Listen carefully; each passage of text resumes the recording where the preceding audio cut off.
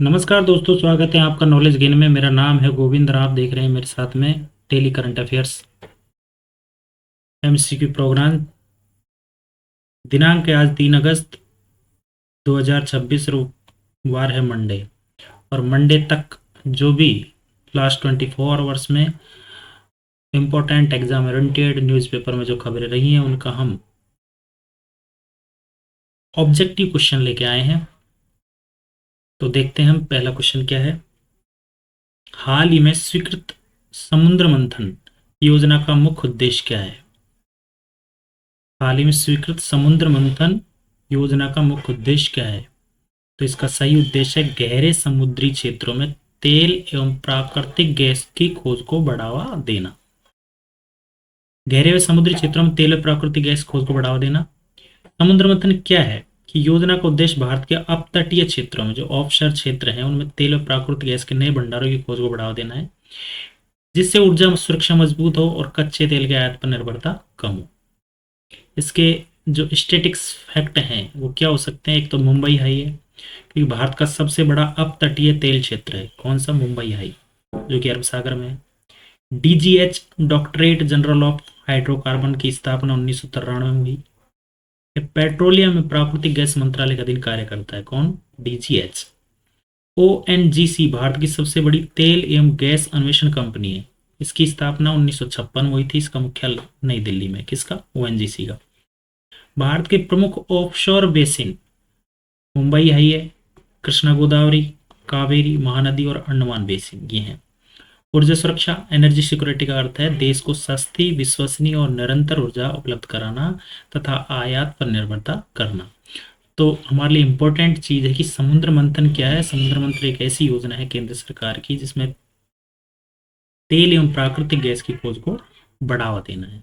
चलिए अगले क्वेश्चन पे। अगले क्वेश्चन नंबर 2 है, ये पॉलिटी से संबंधित है। हाल ही में संसद द्वारा पारित registration of birth and death amendment bill 2026 का मुख्य उद्देश्य क्या है। तो इसका उद्देश्य जन्म एवं मृत्यु पंजीकरण प्रणाली को अधिक आधुनिक एवं डिजिटल बनाना। अभी जो संसद चल रही है उसमें बर्थ एंड डेथ बिल लाया गया है 2026 वाला। उसका मुख्य उद्देश्य है जन्म एवं मृत्यु पंजीकरण प्रणाली को आधुनिक एवं डिजिटल बनाना। तो सही आंसर इसका बी है। कैसे? कि संशोधन जन्म एवं मृत्यु पंजीकरण प्रणाली को अधिक सटीक, डिजिटल और एकीकृत बनाने का उद्देश्य लाया गया है। तो इसके लिए स्टेटिक्स क्या है। जन्म एवं मृत्यु पंजीकरण राज्य व केंद्र शासित प्रदेशों द्वारा किया जाता है। भारत में जन्म मृत्यु पंजीकरण का कानूनी आधार registration of birth and death act 1969 है। Registrar general of India RGI इस प्रणाली का प्रमुख प्राधिकरण है। आरजीआई गृह मंत्रालय का अधीन कार्य करता है। Register of birth and death. जनसंख्या आंकड़े, नीति निर्माण व कल्याणकारी योजनाओं के लिए ये डेटा महत्वपूर्ण है। तो ये हमारा इंपॉर्टेंट हो जाता है। जो बर्थ एंड डेथ सर्टिफिकेट है आधुनिक व डिजिटल बनाना इसका उद्देश्य है। चलिए क्वेश्चन नंबर दूसरा देखते हैं। क्वेश्चन नंबर दूसरा है जुडिशरी से संबंधित, न्यायपालिका से संबंधित। ये क्या कह रहा है कि हाल ही में किस न्यायाधीश ने कॉलेजियम प्रणाली में पारदर्शिता बढ़ाने की आवश्यकता पर टिप्पणी की है। तो इसकी की है न्यायमूर्ति उज्ज्वल भुइया ने। न्यायमूर्ति उज्ज्वल भुइया ने कॉलेजियम प्रणाली में अधिक पारदर्शिता की आवश्यकता पर टिप्पणी की है। क्या है कॉलेजियम? कॉलेजियम क्या है? संविधान का तो हिस्सा नहीं था। इसका विकास 3 जज केसेस के निर्णयों से हुआ था। सर्वोच्च न्यायालय के न्यायाधीशों की नियुक्ति कॉलेजियम की सिफारिश पर ही होती है। कॉलेजियम में भारत के मुख्य न्यायाधीश, सीजेआई व वरिष्ठतम न्यायाधीश शामिल होते हैं। नियुक्ति राष्ट्रपति द्वारा की जाती है। तो कॉलेजियम होता क्या है? देखो, हाई कोर्ट और सुप्रीम कोर्ट, इनमें जो न्यायाधीश होते हैं उनकी नियुक्ति कॉलेजियम के द्वारा होती है। तो कॉलेजियम क्या होती है? कॉलेजियम एक बेंच होती है, बेंच की तरह होती है, जिसमें सुप्रीम कोर्ट में 5 होते हैं, 4 तो न्यायाधीश होते हैं और 1 मुख्य न्यायाधीश होते हैं। इसमें होते हैं 3, एक उच्च न्यायाधीश, एक एससी का मुख्य न्यायाधीश और 2 अन्य न्यायाधीश। ये मिलकर सिफारिश करते हैं किस व्यक्ति को न्यायाधीश बनाना है। फिर उसकी सिफारिश केंद्र सरकार को भेजती है। केंद्र सरकार उसको राष्ट्रपति के द्वारा नियुक्ति दिलाता है। तो कॉलेजियम ये होता है। हाल ही में इसकी पारदर्शिता बढ़ाने पर किसने जोर दिया है? न्यायमूर्ति उज्ज्वल भुइया ने। चलिए क्वेश्चन नंबर 4 क्या कहता है हमारा? क्वेश्चन नंबर 4 है पर्यावरण से संबंधित कि हाल ही में चर्चा में रहा फायर क्लाउड किस प्राकृतिक घटना से संबंधित है? तो यह है जंगल की भीषण आग द्वारा, जंगल की जो भीषण आग है उससे संबंधित है। अत्यधिक तीव्र जंगल की आग से बनने वाले फायर क्यूमुलिनियस बादलों को सामान्यतः फायर क्लाउड कहा जाता है।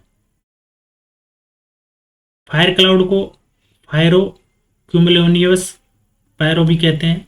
यह अत्यधिक गर्मी से बनता है, इससे बिजली एवं तेज हवाएं उत्पन्न होती है। जलवायु परिवर्तन ने ऐसी घटनाएं बढ़ रही हैं और यूपीएससी में वनाग्र व जलवायु परिवर्तन से प्रश्न बार बार पूछे भी गए हैं। तो फायर क्लाउड क्या है? जंगल की भीषण आग, और आजकल जंगल में बहुत ज्यादा आगे लग रही है, चर्चा में है ये। चलिए क्वेश्चन नंबर 5 क्या कहता है? क्वेश्चन नंबर 5 हमारा ऊर्जा से रिलेटेड है। भारत की ऊर्जा आयात निर्भरता कम करने के लिए स्वीकृत नई ऑफशोर ऊर्जा पहल का नाम क्या है? तो इसका नाम है समुद्र मंथन। अभी अपन ने फर्स्ट क्वेश्चन इसी से संबंधित पढ़ा था कि समुद्र मंथन का उद्देश्य अपतटीय गैस में तेल अन्वेषण को बढ़ावा देना है। मुंबई आई का प्रथम ऑफशोर फील्ड है। ओएनजीसी की स्थापना 26 में हुई थी और इसकी बीएससी की 1993 में हुई थी। भारत अपनी सुरक्षा व्यवस्था का बड़ा भाग आयात करता है और लगभग 85% कच्चा तेल आयात करता है भारत। ऊर्जा सुरक्षा, ये जीएस यूपीएससी का जीएस थर्ड उसका प्रमुख विषय है। चलिए क्वेश्चन नंबर 6 चलते हैं। क्वेश्चन नंबर 6 है अंतरराष्ट्रीय संबंध का। स्पेन का सेउटा क्षेत्र किस महाद्वीप में स्थित एक स्पेनी एन्क्लेव है? तो यह है दक्षिण अफ्रीका, अफ्रीका सम्मिलित। ये सेउटा उत्तरी अफ्रीका की, सेउटा भौगोलिक रूप से उत्तरी अफ्रीका में स्थित है, लेकिन यह स्पेन का स्वायत्त क्षेत्र है। सेउटा जिब्राल्टर जलडमरू मध्य के निकट है। इसकी सीमा मोरक्को से लगती है। यह स्पेन का स्वायत्त शहर है। प्रवासन के कारण अक्सर चर्चा में रहता है और यूपीएससी में मैप बेस्ड क्वेश्चन के लिए महत्वपूर्ण है कि हाल ही में जैसे कि आपको पता है कि स्पेन में लगभग 50,000 के करीब प्रवासी आ गए हैं, तो इसलिए ज्यादा चर्चा में है। चलिए क्वेश्चन नंबर 7 क्या कहता है हमारा? आपदा प्रबंधन से है कि हाल ही में अमेरिका ने किस राज्य में भीषण वनाग्नि चर्चा में रही है? तो ये रही है वाशिंगटन में। वनाग्नि के प्रमुख कारण क्या क्या हो सकते हैं? सूखा हो सकता है, गर्मी हो सकती है, तेज हवाएं हो सकती हैं और जलवायु परिवर्तन से वनाग्नि की घटनाएं बढ़ रही हैं। इंसिडेंट कमांड सिस्टम आपदा प्रबंधन में प्रयुक्त होता है। भारत में फॉरेस्ट सर्वे ऑफ इंडिया वनाग्नि की निगरानी करता है। एनडीए में भारत की शीर्ष आपदा प्रबंधन संस्था है। चलिए क्वेश्चन नंबर 8 क्या कह रहा है? क्वेश्चन नंबर 8 हमारा पर्वतारोही से संबंधित है कि हाल ही में दिवंगत हुए प्रसिद्ध पर्वतारोही नीम्स दाई किस देश से हैं? तो ये है हमारे नेपाल से। ये क्या है, अभी माउंट एवरेस्ट पर चढ़ रहे थे लेकिन ये बीच में ही दिवंगत हो गए। नीम्स दाई का पूरा नाम निर्मल पुरजा है। वे नेपाली पर्वतारोही थे। उन्होंने 8,000 चोटियां रिकॉर्ड समय में पूरी की। ब्रॉड पीक पाकिस्तान में स्थित है। ब्रॉड पीक काराकोरम पर्वतमाला में स्थित है। चलिए क्वेश्चन नंबर 9 कह रहा है कि ब्रॉड पीक किस पर्वतमाला में स्थित है? तो अभी पढ़ा है अपन ने, काराकोरम में। K2 भी काराकोरम में स्थित है। ब्रॉड पीक पाकिस्तान में। काराकोरम एशिया की प्रमुख पर्वतमालाओं में से एक है। सियाचिन ग्लेशियर काराकोरम क्षेत्र में स्थित है और भारत चीन पाकिस्तान से जुड़े प्रश्नों में यह सबसे महत्वपूर्ण पर्वत चोटी है। चलिए क्वेश्चन नंबर 10 देखते हैं। क्वेश्चन नंबर 10 है हमारा पर्यावरण व जलवायु से परिवर्तन संबंधित हाल ही में फायर क्लाउड घटना किस देश में पहली बार दर्ज की गई? तो ये की गई हमारे फ्रांस में। फायर क्लाउड फायरो क्यूमुलोनिवस क्लाउड यह अत्यधिक वनाग्नि से बनता है। इससे स्थानीय मौसम प्रभावित होता है और जलवायु परिवर्तन ऐसी घटनाओं की संभावना बढ़ती रहती है। तो ये हमारे आज के जो लास्ट 10 क्वेश्चन जो इंपॉर्टेंट न्यूज़पेपर से बन सकते थे वो हमने बनाए। कुछ स्टेटिक्स भी इसकी हमने डिस्कस करी। आशा करते हैं कि आपको हमारे क्वेश्चन है जो आपको पसंद आए होंगे, और पसंद आए हैं तो वीडियो को लाइक शेयर और सब्सक्राइब करना ना भूलिएगा। फिर मिलते हैं एक नए वीडियो में। तब तक के लिए खुश रहिए, मस्त रहिए, पढ़ते रहिए, हंसते रहिए। धन्यवाद। जय हिंद।